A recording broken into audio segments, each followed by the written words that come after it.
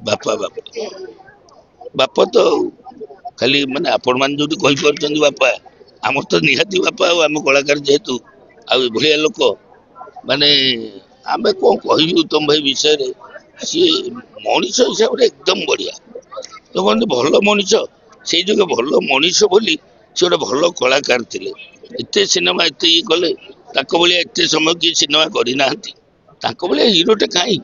ଉତ୍ତମ ଭାଇ ଏବେ ବୁଢା ଭଳିଆ ମାନେ ବୁଢା ଲୋକ, 67-68 ବର୍ଷ, ତାଙ୍କ ନାକ ଦେଖିଲ, ତାଙ୍କ ଭଳିଆ ନାକଟେ ମିଳିବ? ରାଜକୁମାର ସିଏ, ଆଉ ସେଭଳିଆ ହିରୋ ଆଉ ନାହାନ୍ତି। ମଣିଷ ହିସାବରେ ତମେ ଯଦି କୋଉଠି ଗୋଟେ ଏକାଠି ହେଇଛ, ଦେଖିଲେ ଖର୍ଚ୍ଚ କରେଇ ଦେବେନି। ମୁଁ ସବୁ ଦେବି, ମୁଁ ଆଇସ୍କ୍ରିମ ଦେବି, ତମେ ମଟନ ଆଣ ଖାଇବା। ମାନେ ଅତି ଖର୍ଚ୍ଚ ଲୋକ, ଭାରି ଦିଲଦାର।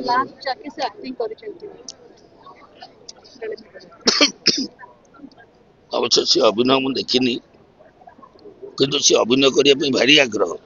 କିନ୍ତୁ ଯେତେବେଳେ ଦେହ ଫେହ ତାଙ୍କର ଥରୁଥାଏ, ତଥାପି ତା ଦେହରେ ମୁଁ କରିବି କ୍ୟାରେକ୍ଟର, ତାଙ୍କର ସବୁବେଳେ ଇଚ୍ଛା। ଆଉ କଣ କରିବା, ଭଗବାନ ତାଙ୍କୁ। ଶେଷ ଥର କେବେ ଦେଖା ହେଇଥିଲା ଭାଇ ଆପଣଙ୍କୁ? ମତେ 15-20 ଦିନ ତଳେ ମୁଁ ଆସିଥିଲି କାର୍ଡ ନେଇକି। ମତେ ଚା ଜଳିଖିଆ ସବୁ ଦେଲେ, ହାଡୁ କେମିତି ଅଛ, ମୁଁ କଣ ତାଙ୍କୁ ପଚାରିବି, ସେ ମତେ ପଚାରୁଛନ୍ତି ତମେ ଇନ୍ସୁଲିନ ନଉଛ, ଆଉ ତମେ ଡାଇବେଟିସ କେମିତି ଭଲ ଅଛ, ଖାଇବା ପିଇବା ଖାଅନି, ଇଆଡୁ ସିଆଡୁ ଖାଇବନି, ତମେ ପିଲା ଲୋକ, ଆଉ ତମେ ଇଣ୍ଡଷ୍ଟ୍ରି ବହୁତ କାମ କରିବ, ତମେ ଟିକେ ଦେହକୁ ଜଗ। ବାପା ଚାଲିଗଲେ, ଆଉ କଣ କହିବା। କଣ ଭାଇ ଗୋଟେ ଆପଣଙ୍କର ଆଶା ଥିଲା ଯାକି ଆପଣ ତାଙ୍କ ସହିତ ସେୟାର କରିଥାନ୍ତେ, ଯୋଉଟା କି ହେଇପାରିଲା ନାହିଁ? ମୋର ଆଶା ଥିଲା ଏଇ ଯୋଉ ବାବୁସାନ ଆଉ ଉତ୍ତମ ଭାଇ ଟିକେ ଥିବେ ଗୋଟେ ସିନେମାରେ ମୁଁ ଚରିତ୍ର କରିବାରେ, ମାନେ ତାଙ୍କ ଫ୍ୟାମିଲିରେ ପୁରା। ଆଜ୍ଞା, କିନ୍ତୁ ଆଶା ପୂର୍ଣ୍ଣ ହେଲାନି, ଭାଇ ତ ପଳେଇଲେ ଆଉ।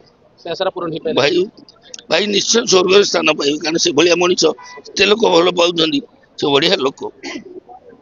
ଆଉ ବାବୁସାନଙ୍କୁ ଟିକେ ଭଗବାନ ତାକୁ ମାନେ ସାହସ ଦିଅନ୍ତୁ, ଇଏ କରନ୍ତୁ।